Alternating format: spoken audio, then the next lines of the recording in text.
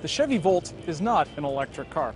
Actually, it's better than one in many ways because its gas engine means you don't have to buy a second car or a train ticket to go more than 80 miles. But apparently GM still thinks a full electric vehicle is a good idea, and a cheaper one at that, because here in LA they're introducing one, the Spark EV.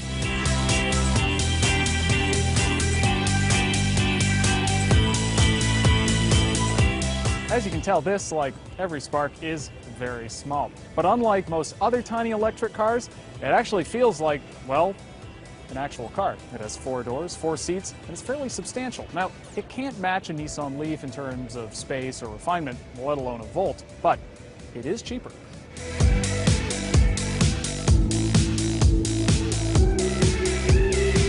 How cheap? Well, Chevy says about $25,000 after federal tax rebates. Now, that is a hefty price of entry compared to a regular Spark, but you have to remember that the long-term cost to own of an EV is likely going to be lower than that of a gas alternative.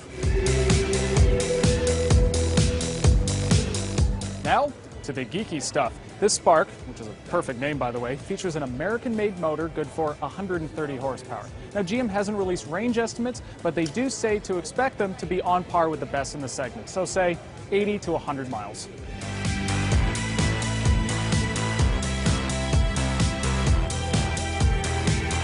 When it comes time to recharge it, a 240-volt outlet will refill the battery from empty in about 7 hours. But if you get the optional DC fast charge unit, it'll get it back to 80% in 20 minutes.